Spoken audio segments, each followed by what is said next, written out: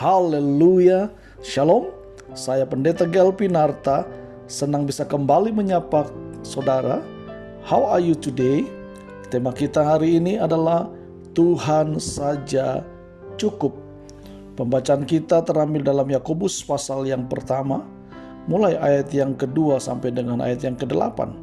Namun yang merupakan nats kita, saya bacakan di Yakobus pasal 4 ayat yang ke-8. Demikian firman Tuhan.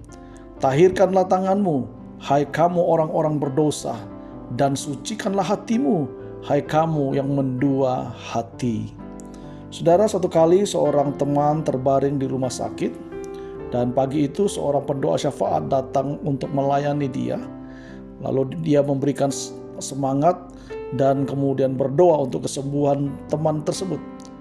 Sesaat kemudian doa yang indah itu dilanjutkan dengan ritual membakar selembar kertas kesembuhan. Kemudian abu kertas itu diaduk dalam segelas air, lalu dioleskannya di dahi teman saya dan juga diberikan untuk diminumnya. Saudara, saat ini ada beragam modus pelayanan ya, pelayanan kesembuhan ilahi. Ada yang memercikkan minyak urapan yang dipercaya mujarab menyembuhkan segala jenis penyakit. Ada yang memberkati benda-benda untuk diyakini sebagai penyalur kuasa Tuhan. Itu semua seakan mengatakan Tuhan saja tidak cukup. Harus ada perantara lain untuk mewujudkan mujizatnya. Kita pasti bertanya, apakah doa dan permohonan dengan mengadopsi cara-cara seperti itu benar di mata Tuhan? Tidak cukupkah nama Yesus dan Roh Kudus yang menolong setiap doa dan permohonan kita kepada Allah Bapa? Kalau kita lihat dalam Yohanes 14 ayat 14 sampai ayat 16 di situ, bahwa Roh Kudus itu diberikan kepada kita untuk membantu kita, menolong kita. Saudaraku, tidakkah cara-cara itu justru mencerminkan sikap mendua hati, akhirnya membuat iman kita menjadi bimbang? Tuhanlah sumber kesembuhan, saudara.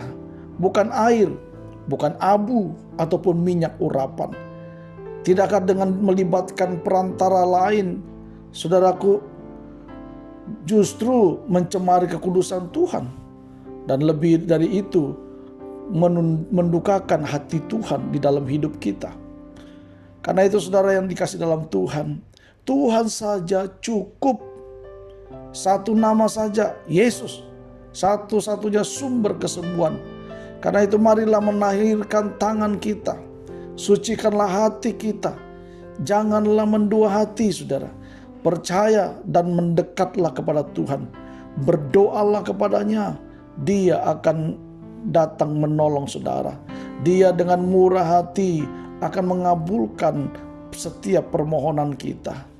Apa yang kita dapatkan dari renungan How Are You Today hari ini adalah Tuhan menyambut doa kita tanpa perantara. Mengapa kita malah merepotkan diri ketika datang kepada Dia?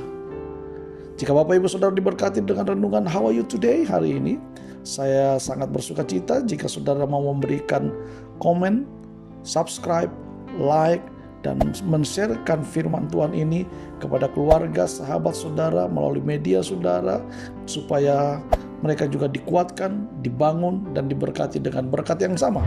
Saya Pendeta Gelpinarta, Tuhan Yesus memberkati kita. Amin.